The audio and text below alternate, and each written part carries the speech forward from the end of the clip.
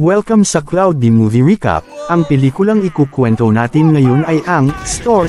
Halina't simulan na natin. Sa kasalukuyang araw, ang Stork Mountain ay naging tahanan ng cornerstore.com, at ang mga stork ay naghahatid na ngayon ng mga nakapackage na kalakal sa mga customer. Si Junior ang nangungunang delivery stork, nakatatapos lang ng kanyang 1 milyong paghahatid. Siya ay tinawag upang makipagkita sa kanilang boss na si Hunter. Nakahanda si Hunter para sa isang malaking promosyon kasunod ng taunang StorkCon, at nakatakda niyang ilipat si Junior bilang vice-presidente ng kumpanya. Excited si Junior pero inutusan muna siya ni Hunter na tanggalin si Tulip, ang nag-iisang tao sa Stork Mountain.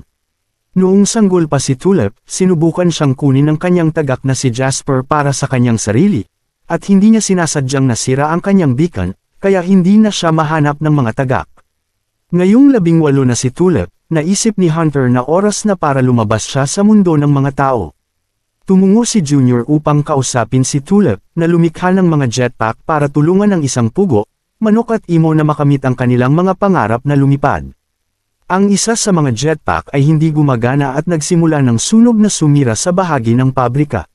Nagsimulang umiyak si Tulip dahil sa tingin niya ay siya ay nakagawa ng malaking pagkakamali. Nang ipapaalam ni Junior ang balita na siya ay tinatanggal na sa trabaho, ngunit nalaman niya na kaarawan ngayon ni Tulip, kaya inilipat ni Junior si Tulip sa departamento ng mga sulat kung saan nakaimbak ang mga lumang liham sa mga tagak.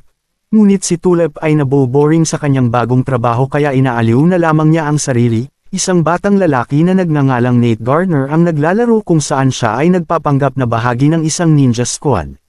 Inaasahan niyang makikipaglaro ang kanyang mga magulang na sina Henry at Sarah, ngunit abala sila sa kanilang mga trabaho sa real estate. Pagkatapos ay nagpa siya si Nate na gusto niya ng isang maliit na kapatid na lalaki, ngunit hindi alam ng kanyang mga magulang kung paano ipaliwanag sa kanya kung saan nanggaling ang mga sanggol.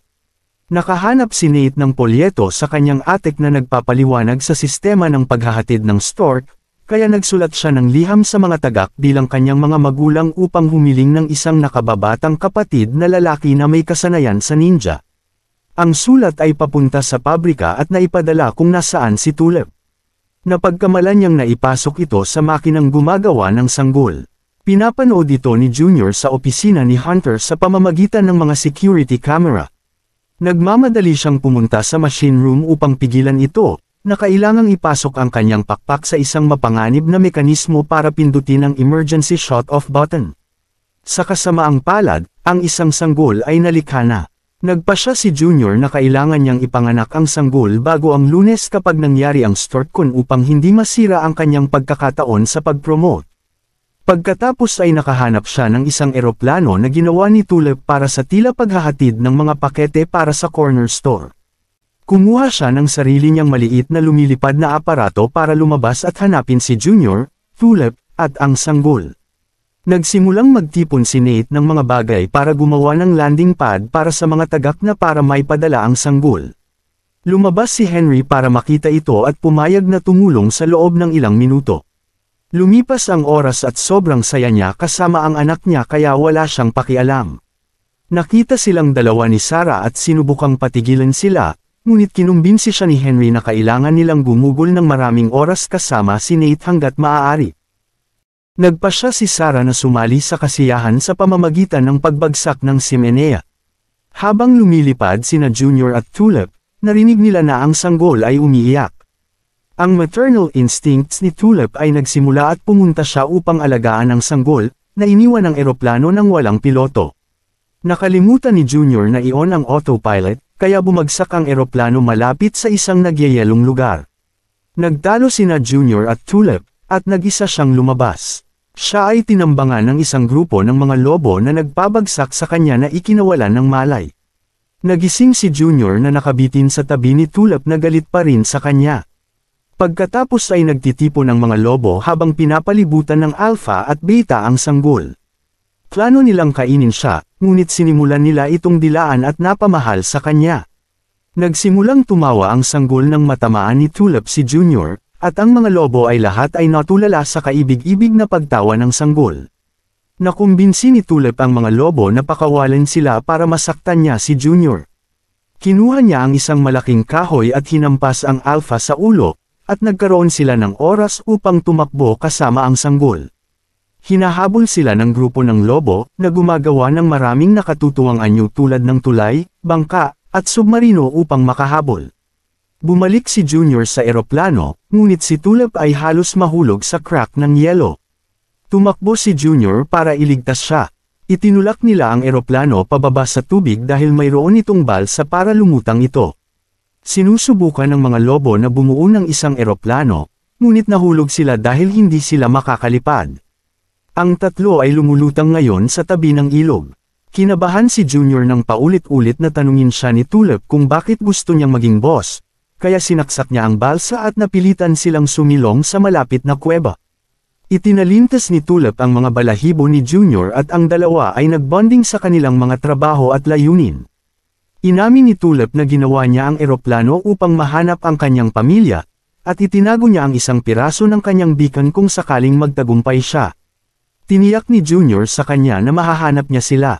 Ang tatlo ay nagpatuloy sa kanilang paglalakbay, habang si Toadie ay patuloy na sumusunod sa kanila, at ang mga Gardener ay patuloy na nagbubuklod habang ginagawa nila ang kanilang landing pad.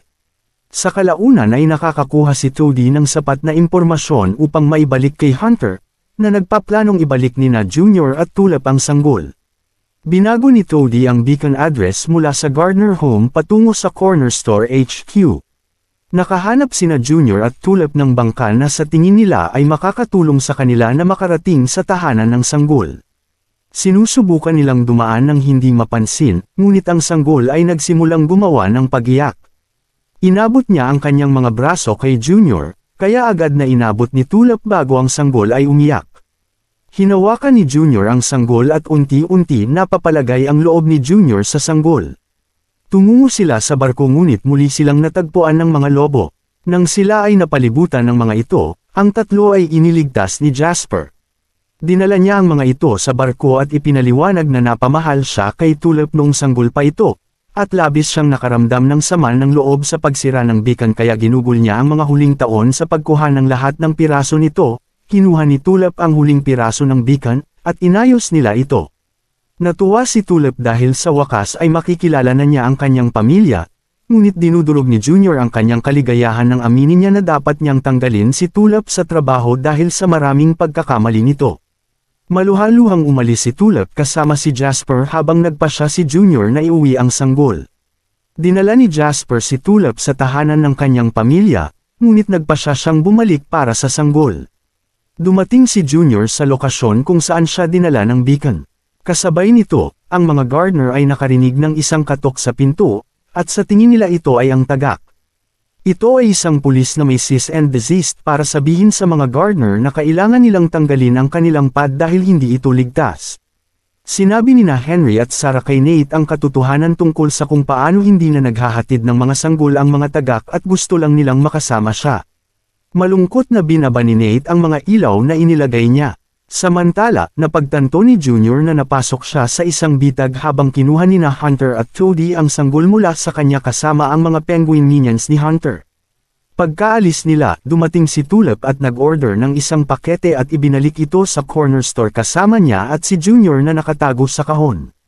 Dumating na ang dalawa sa gitna ng StoreCon habang nagbibigay ng presentation si Hunter.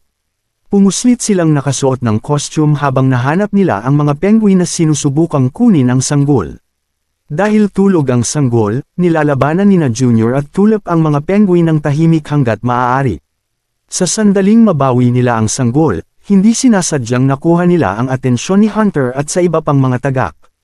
Hinabol nila ang tatlo at pinapunta sila sa baby-making machine room. Sinubukan ni Hunter na ilayo ang sanggol kay Junior sa pamamagitan ng pangakong mananatili pa rin sa kanya ang kanyang trabaho, ngunit kinuha ni Junior ang hose sa letter room at nilagyan ng makina ng daan-daang mga sulat, dahilan ng paggawa ng mga sanggol. Nagmamadali ang mga tagak upang sunggaban ang mga sanggol. Kinokontrol ni Hunter ang isang higanteng robot upang subukan at sirain ang makina, ngunit ang kanyang control pad ay ginugulo ng sanggol. Itinulak ang robot palabas ng pabrika at nahuhuli sa mga wire na magsisimulang hilahin ang pabrika palabas ng bundok. Bumagsak si Hunter sa kanyang kapahamakan, ngunit ginamit ni Hunter ang claw upang hilahin sina Junior. Tulap at ang sanggol pababa kasama niya, buti na lang ay nakalipad si Junior at nagawang iligtas si Tulap at ang sanggol pabalik sa itaas. Sa napakaraming bilang ng mga sanggol sa kanila, ipinapalagay ni Junior ang pamumuno ng mga tagak at sinabi na ang paghahatid ng sanggol ay ang dapat nilang gawin. Sumang-ayon ang mga tagak, at lahat sila ay nagtungo sa buong mundo upang maghatid ng mga sanggol sa bawat mag-asawa. Dinala ni na Junior, Tulip at Jasper ang kanilang sanggol sa gardeners habang binuksan ni Nate ang ilaw ng pad upang makita sila. Ibinigay ni Junior ang sanggol sa kanila, at bigla niyang nakita ang hinaharap ng sanggol habang lumalaki ito mula sa isang sanggol hanggang sa isang dalaga. Nagpaalam siya sa sanggol at lumipad kasama sina Tulip at Jasper. Sa una ay nabigo si Nate na nakakuha siya ng isang kapatid na babae sa halip na isang kapatid na lalaki, ngunit ipinakita ng sanggol ang kanyang mga kasanayan sa pagiging ninja gaya ng kanyang hiniling. Dinala si Tulip sa kanyang tahanan kasama ang lahat ng mga ibon sa likuran niya at nakita niya ang isang malaking pamilya na may mapupulang buhok na katulad niya. Alam nila kung sino siya, at lahat sila ay niyakap siya. Nagtipon sila para sa isang group photo at inanyayahan ni Tulip si Junior na sumama sa kanila. Dito na nagtatapos ang pelikula. Salamat sa panunood hanggang sa susunod na video.